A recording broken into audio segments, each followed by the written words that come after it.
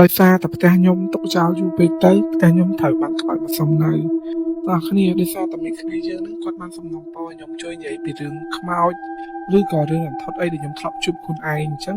ខ្ញុំក៏សម្រេចចាត់ចេញវីដេអូមួយហ្នឹងនិយាយពីរឿងដែលខ្ញុំធ្លាប់ជួបហ្នឹងតាមពិតទៅខ្ញុំធ្លាប់ចេញវីដេអូហ្នឹងម្ដងហើយប៉ុន្តែខ្ញុំក៏បានលុបចោលវាដោយសារតែវាយូរខ្លាំងពេកអញ្ចឹងខ្ញុំខ្លាចអ្នកផ្សេងៗគាត់បានមើល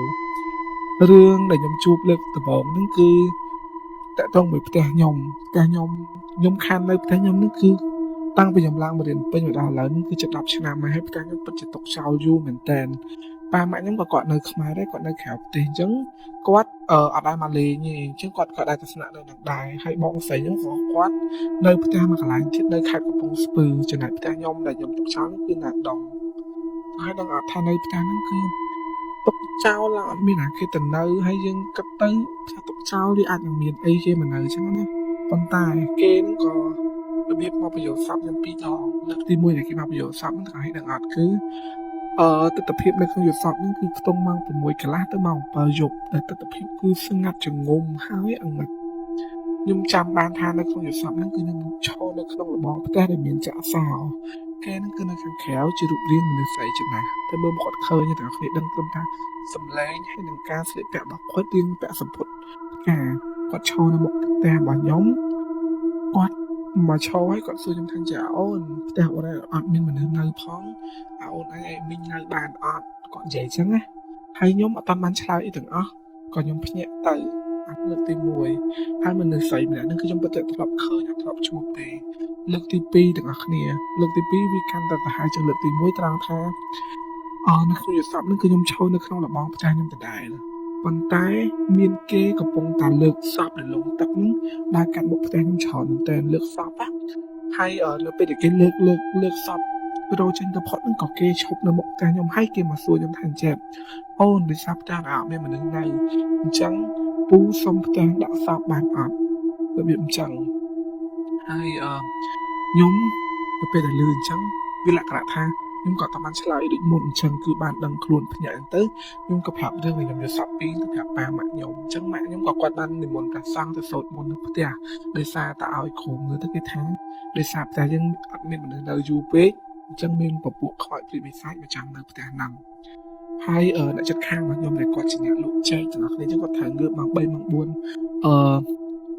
យកចេកទៅលក់ហ្នឹងណាគឺគាត់ឃើញមានមនុស្សស្រីមនុស្សប្រុសដើរពេញមុខផ្ទះខ្ញុំហ្មងខ្ទង់ម៉ោង3 4ភ្លឺហ្នឹងគឺដើរទៅដើរមកអត់ទៅណាហើយគាត់ថា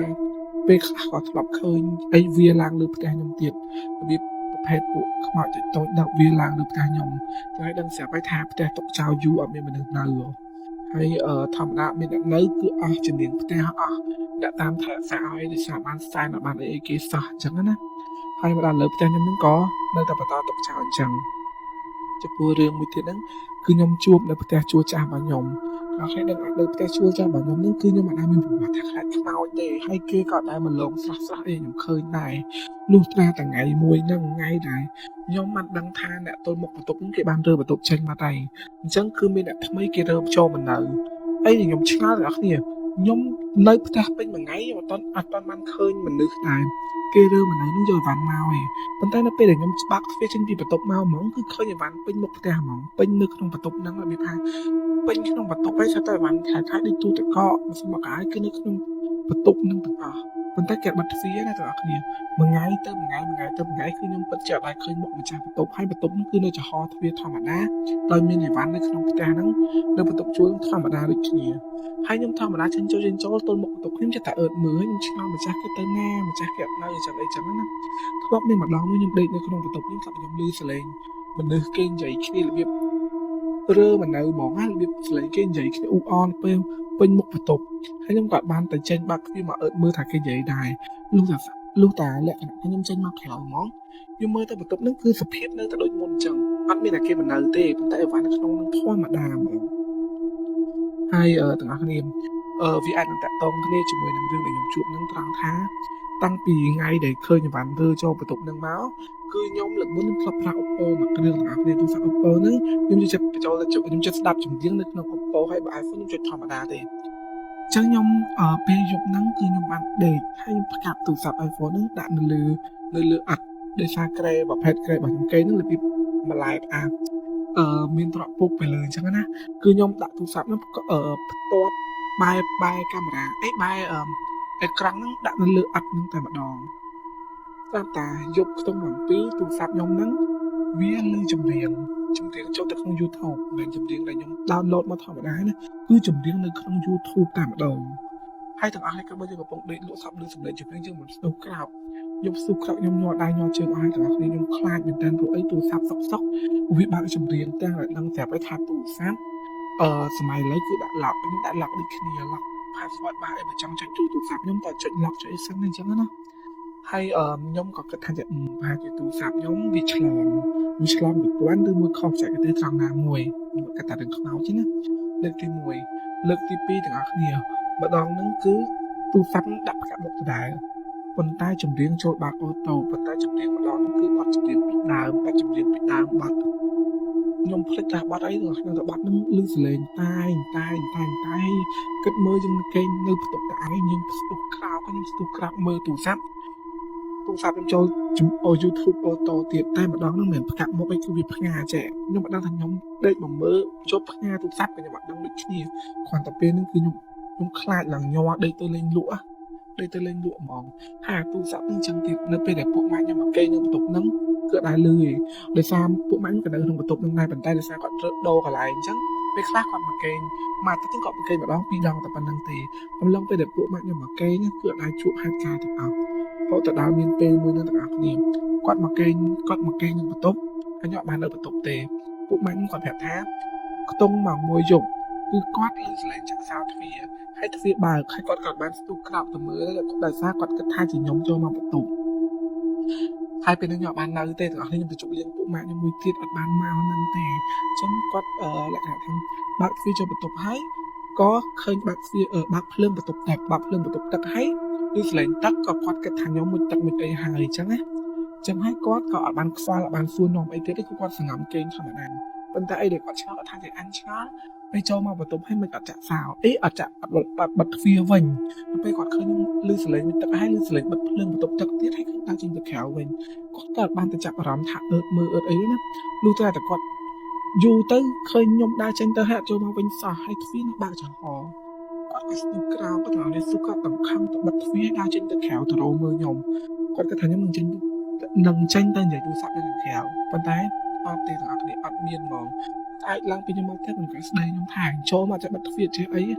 ឡើងលក្ខណៈបកែកគ្នាចូលឡើងហើយខ្ញុំប្រាប់ថាមែនទេគាត់ជឿថាជាមែនខ្ញុំគាត់ជឿសោះហើយអាហ្នឹងជារឿងដែលគាត់ជួបទេមែនខ្ញុំជួបទេ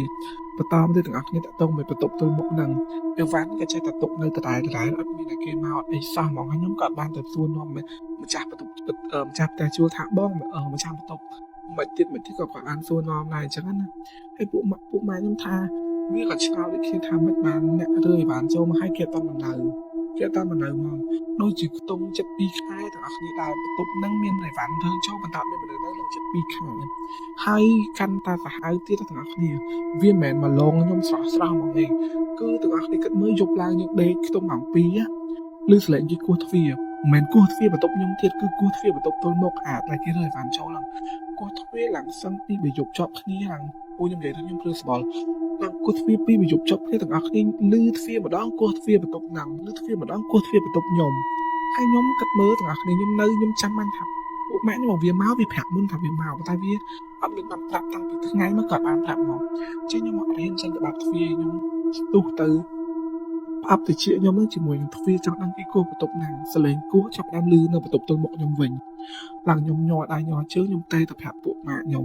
ទាំងអស់គ្នាអានឹងជារឿងពិតមកដល់ខ្ញុំតែទៅប្រាប់ពួកម៉ាក់ខ្ញុំគិតមើលខ្ទង់ម៉ោង1ម៉ោង2ខ្ញុំតែទៅប្រាប់វាថាអើយហើយឡើងមកបន្ទប់អញតិចមើលណាគេមកគោះទ្វារបន្ទប់អញមកយប់អីរបៀបអញ្ចឹងហើយវាក៏ថាចាហែងឈួតមែនទេចាបើអញឡើងទៅឃើញថាមែនជាមនុស្សហើយជាខ្មោចទៅវាគិតមិនហើយខ្ញុំម្ចាស់បន្ទប់ប្រងបាក់ទ្វារចេញមើលឲ្យវាឡើងទៅខ្ញុំតែគាត់មើលខ្ញុំក៏ឈ្មោះដែរមិនខ្ញុំអត់ហ៊ានបាក់ទ្វារតែខ្ញុំអត់បានបាក់ទ្វារចេញមកមើលមែនរហូតដល់សលេងលឺនៅទៅលឺបន្តអញ្ចឹងស្អែកខ្ញុំក៏បានសួរបងមួយបន្ទប់ដែលគាត់នៅមួយខាងមកជួបខ្ញុំថាបងជួយមានសលេងគេគោទ្វារអាចអីចឹងណាគាត់ថាគាត់លឺដែរប៉ុន្តែគាត់អើតមើលគាត់បើកទ្វារប្រហើបមើលតាមតែមានឃើញណាគេទេអញ្ចឹងគាត់គិតថាប្រហែលជាកដោ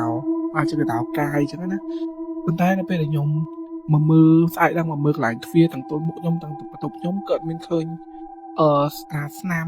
កេះទ្វារបស់បដាឲ្យទាំងអស់ហើយហ្នឹងហើយគឺជាអីដែលខ្ញុំជួបទាំងអស់គ្នាវាមិនមែនចេញមកលោកខ្ញុំស្អាតស្រាតដែលធ្វើឲ្យខ្ញុំខ្លាចឃើញមុខអីគឺអត់ទេនឹងគឺជាអីដែលខ្ញុំបានឃើញណាខ្ញុំអត់ដឹងថានិយាយទៅទាំងអស់គ្នារន្ធត់ឬក៏ភ័យឬក៏អីគឺខ្ញុំអត់ដឹងដែរគ្រាន់តែទាំងអស់គ្នាសំណុំពរខ្ញុំចេះពីហេតុការណ៍ខ្ញុំបានជួបពិតចឹងទៅហើយទាំងអស់គ្នារឿងហ្នឹងគឺមានតែប៉ុណ្្នឹងទេអីដែលខ្ញុំជួបហ្នឹងឥឡូវខ្ញុំក៏បានរើចេញពីបន្ទប់ហ្នឹងដែរតែទាំងអស់គ្នាសួរតិចសុំមតិរបស់អ្នកទាំងអស់គ្នាមួយថាបើសិនជាខ្ញុំបង្កើត account Facebook page Facebook ហើយនិង channel YouTube ទាំងអស់គ្នាគ្រប់គ្រងអត់ដូចខ្ញុំឃើញទាំងអស់គ្នា recommend ច្រើនមែនតើខ្ញុំផុសក្នុង YouTube ផង Facebook ផងអីចឹងមាន page ផ្ទាល់ខ្លួនឬ channel ផ្ទាល់ខ្លួនអញ្ចឹងណាប៉ុន្តែខ្ញុំអត់មានគំនិតតាក់ទងvớiរឿងអាហ្នឹងទេហើយបើទាំងអស់គ្នាគ្រប់គ្រងអាច comment នៅខាងក្រោមនេះបានណាខ្ញុំនឹងធ្វើការសាក់លបងបង្កើត channel និងបង្កើត page បាយបាយ